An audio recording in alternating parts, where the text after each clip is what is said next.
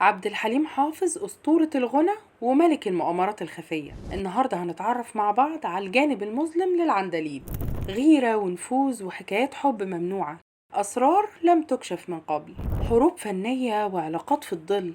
إزاي قدر يسيطر العندليب على الساحة الغنائية وأقصى منافسيه؟ حب وغدر ونفوذ وغرور، ولا تشبث بالقمة؟ الوجه الآخر لعبد الحليم حافظ اللي أجاد اللعب على جميع الحبال. في يوم من الأيام واحد من المطربين الكبار دخل مكتب مسؤول كبير في الإذاعة وطلب منه يشوف له حل عشان أغانيه تتذاع أكتر شوية.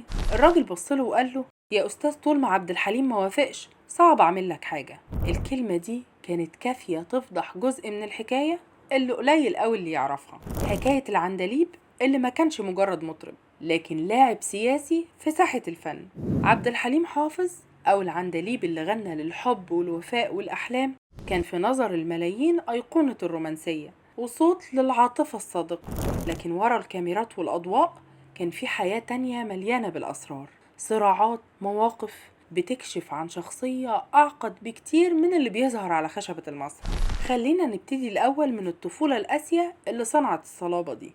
عبد الحليم اتولد في قرية الحلوات بالشرقية، وابتدى حياته بأقصى بداية، موت أمه، وده بعد ما شافته بكام يوم، وأبوه لحقها بعد فترة بسيطة جدا. اتربى مع قرايبه والسنين دي زرعت فيه إحساس بالوحدة. الإحساس ده ما سابهوش طول عمره، وده خلاه يدور على الحب في أي حتة، لكن في نفس الوقت قوى شخصيته وخلاها مليانة إحساس وتحدي. أما مرضه فهو العدو الخفي في حياته، وهو صغير جاله بالهارسيا، وده مرض ما فرقوش لحد آخر عمره. لكن الغريب إنه كان دايما يخبي على جمهوره أي تفاصيل عن تعبه أو النزيف اللي بيجيله. كان دايما يقول إنه ما بيحبش إنهم يشوفوه هو ضعيف. كان ممكن يطلع يغني بعد ساعات من الألم والعلاج ويقف على المسرح كأنه في أحسن حال. البلهارسيا كانت لعنة حياته، لكن الغريب إنه أحيانا كان بيستغل مرضه عاطفيا عشان بس يكسب تعاطف أو يضغط في وقت الخلافات. ومع كده المرض كان برضو أكبر نقطة ضعف فيه. مش بس كده، كان بيطارده كل يوم وعيشه في رعب من إنه يموت بدري. عبد الحليم ما كانش مجرد فنان موهوب، كان سياسي بالفطرة، عنده قدرة يبني تحالفات ويضرب منافسيه بأسلوب ناعم جدا، لكن تأثيره كان قوي وحاد. كتير من اللي عاشوا معاه اتهموه انه بيستغل قربه من المسؤولين ورجال الإعلام عشان يبعد منافسيه أو حتى يأثر على فرص ظهورهم.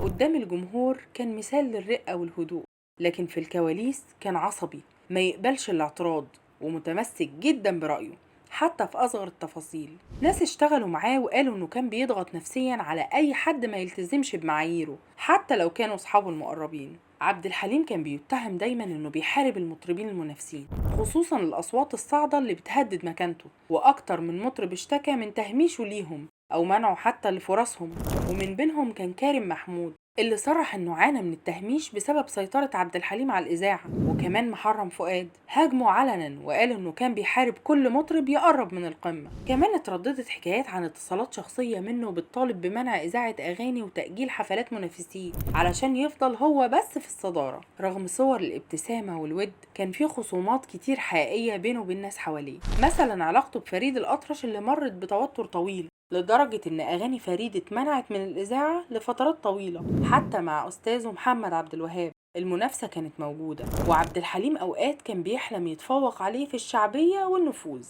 وكذا مطرب كانوا شايفين إنه واخد أكبر مساحة في الإعلام والحفلات الكبيرة، وكأن الساحة كلها بتلف حواليه. حتى أم كلثوم كان في خلاف شهير بينه وبينها، ودي بقى مش أي حد، دي من عينته، لا بتطاطي لحد ولا بتسكت لحد. منتهى الجرأة إن واحد يغني بعد أم كلثوم أو يختم حفلة غنت فيها أم كلثوم. لكن بعد ما غنت اللحن العظيم أنت عمري، حليم قال مش عارف ده شرف ولا مقلب، لكن الشرف الحقيقي إني أغني الليلة دي. أم كلثوم اتضايقت جدا من اللي قاله وبلغت عبد الوهاب، وعبد الوهاب اتصل بعبد الحليم يطلب منه إنه يعتذر، لكن العندليب رفض تماما. عبد الوهاب حذره إن المعركة هتكبر، لكن حليم اتمسك بموقفه وقال انه ما عملش حاجة تستدعي الاعتذار. في كلام وقتها اتقال ان حتى المشير عبد الحكيم عامر دخل على الخط وطلب من حليم انه يعتذر، لكن برضه رفض، والنتيجة صدر قرار وقتها بمنع إذاعة أغاني حليم في الإذاعة لحد ما عبد الحليم راح للست بيتها وساعتها بصت له كده وقالت له عقلت ولا لسه؟ قال لها عقلت يا ست. وقالت له ما كانش ينفع تقول الكلام ده قدام ميكروفونات الإذاعة وكاميرات التلفزيون. حليم حاول يهديها وقال لها أنا زي أخوكي الصغير. لكن أم كلثوم ردت عليه بحدة اخرس، أنت فاكر نفسك صغير؟ أنت عجوز. ورغم الموقف ده حليم ما كانش يحمل ضغينة ليها أبدا. ولما أم كلثوم اتوفت هو بنفسه نعاها ورفض فكرة إن أي مطربة تانية تكون خليفة ليها، وقال عنها جملة مشهورة جدا: دي معجزة ومفيش حد ممكن يوصل لمكانتها حتى لو بعد مليون سنة. أما بقى من أشهر الخلافات بين عبد الحليم وفريد الأطرش كانت في ليلة شم النسيم سنة 1970. الليلة دي فريد كان طول عمره بيحتكر الغنى فيها قبل ما يسافر من مصر، لكن السنة دي العندليب أصر يغني هو كمان. وفي مرة تانية حليم كان ناوي يغني في بيروت، لكن اتفاجئ إن فريد حجز كل أماكن الغنى هناك، وكأنها رسالة واضحة إنه مش مرحب بيه. وكمان كان في كلام عن خلاف بسبب إصرار الاتنين إنهم يشتغلوا مع سعاد حسني في فيلم، وكل واحد عايزها الفيلم هو. لكن في الآخر حصلت مصالحة مشهورة على التلفزيون. فريد قال إنه مبسوط يشوف عبد الحليم بعد غياب طويل، وشكر الإذاعة إنها جمعتهم، ونفى كل اللي بتكتبه الصحافة عن خلافات بينهم. وقال كمان مش معقول يبقى في بيننا مشاكل، دي حاجات ممكن تخلق سوء تفاهم. وأكد إنه بيقدر عبد الحليم ووصفه بالمطرب الكبير المحبوب. أما حليم فقال إن فريد قضى حياته وصحته عشان يقدم الفن للناس، وإن فن فريد واحد من أهم العلامات في الموسيقى العربية. وزاد وقال العجيب إن الصحافة بتحطني في مقارنة معاه، أنا من تلاميذه. المقارنة تبقى بين فريد وعبد الوهاب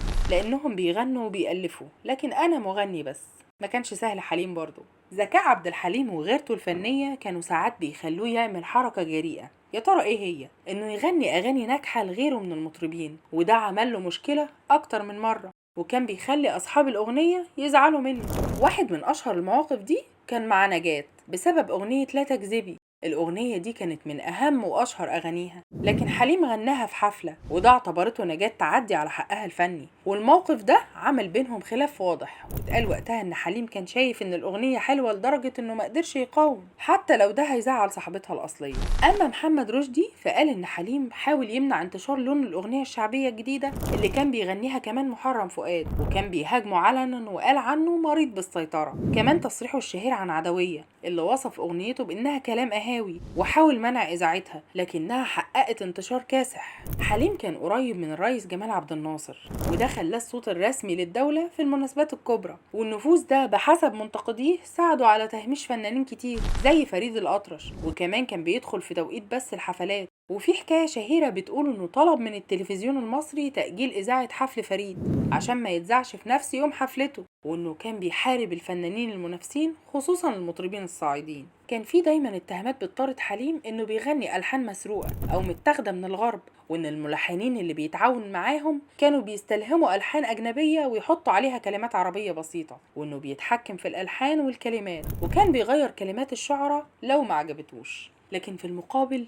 المدافعين عنه كانوا بيقولوا إنه ده مش سرقة، بالعكس ده ذكاء وتجديد، وإن عبد الحليم هو أول واحد طور الأغنية العربية ودخل فيها آلات غربية وأفكار موسيقية جديدة. في الوقت ده كانت سابقة وقتها، وده اللي خلى أغانيه مختلفة وعاشت سنين طويلة. عبد الحليم كان قلبه دايما مليان مشاعر، وعاش علاقات عاطفية كتير، أشهرها اللي اتقال إنها كانت مع سعاد حسني. لكن الغريب إن الحاجات دي كلها كانت بتحصل في الظل بعيد عن عيون الناس. الموضوع ما كانش إن العلاقات دي غلط أو سر، لكن السر كان بيكمن في خوفه الشديد من فكرة الارتباط والجواز أصلا، اللي كان بيهرب منها طول الوقت، يمكن علشان مرضه اللي كان عارف انه هيخليه يعاني وما يقدرش يعيش حياة طبيعية ابدا، ويمكن كمان علشان كان عايز حياته تفضل تحت سيطرته الكاملة من غير ما يشاركه حد فيها. اما اشهر واكبر قصة حب في حياة حليم كانت مع السندريلا سعاد حسني، والقصة دي لحد النهاردة لسه عليها جدل كبير، يا ترى اتجوزها فعلا ولا لا.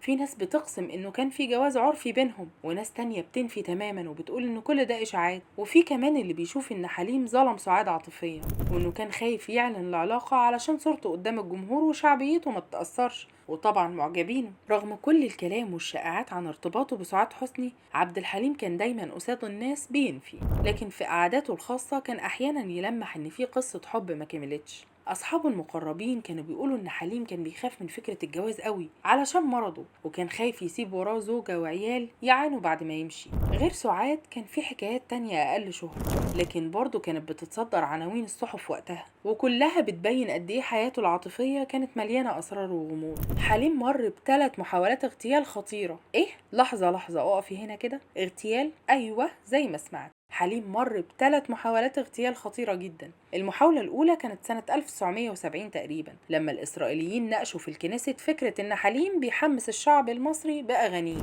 وإن ده بيأثر على معنوياتهم لدرجة إنهم فكروا إنهم يتخلصوا منه. كان ده بعد حفلة لعبها في أجواء حرب الاستنزاف. لكن الحكاية دي ما تحولتش لمحاولة مباشرة، فممكن نعتبرها تهديد سياسي مش أكتر. أما المحاولة التانية بقى فحصلت في المغرب وقت ما كان في انقلاب ومحاولة لاغتيال الملك الحسن الثاني. حليم كان بيغني في الإذاعة وقت الهجوم، والناس اللي نفذوا الانقلاب دخلوا عليه في الاستوديو وضربوه، وحاولوا يستخدموا الميكروفون لإذاعة بيانهم الأول. لولا تدخل الجيش المغربي ورجوع السيطرة كان ممكن يختفي من على الساحة الفنية تماما. أما المحاولة الثالثة بقى فكانت برضه في المغرب، لكن دي أخطر واحدة فيهم ومثبتة، لأن كان في شخص معاه متفجرات وكان ناوي يفجر الكافيتيريا اللي بيقعد فيها حليم قبل المسرح. الصدفة إن الجمهور احتجزوا قدام الفندق شوية، فالمنفذ ساب المكان وحط القنبلة في شارع قريب، والنتيجة إن أسرة مغربية كاملة ماتت للأسف. دي كانت محاولة اغتيال موجهة ليه بشكل واضح، وكان المقصود بيها هو حليم نفسه. أما بقى نهايته الغامضة فكانت في لندن سنة 1977، لكن الكلام موقفش عند الوفاة. في ناس قالت إنه مات بسبب خطأ طبي، وناس تانية قالت إنه تسمم ببطء. حتى جنازته كانت فوضى وزحمة رهيبة، وده زود الشكوك حوالين آخر أيامه. حليم ما كانش بس أسطورة رومانسية بتغني للحب والوفاء، ده كمان كان لاعب شاطر جدا في كواليس السياسة. كان بيعرف ازاي يستخدم نفوذه ويحافظ على مكانه في القمة، حتى لو اضطر يدخل معارك في الخفا، وعرف يلعب على جميع الحبال. الجانب التاني من حياته بيكشف لنا انه فنان عاش حياته ما بين الحب والسيطرة، الموهبة والغيرة، العاطفة والصرامة، وفضل لحد يوم رحيله علامة استفهام كبيرة ولغز محدش قدر يحله. واللي شفناه على المسرح كان مجرد نص الحكاية، النص التاني كان مليان دهاليز وأسرار. أنا وصلت لنهاية حكاية النهاردة عن العندليب. أتمنى تكون حكايتنا النهاردة عجبتكم، وهستناكم تشاركوني بتعليقاتكم وهقراها كلها، وأشوفكم في حكاية جديدة. سلام.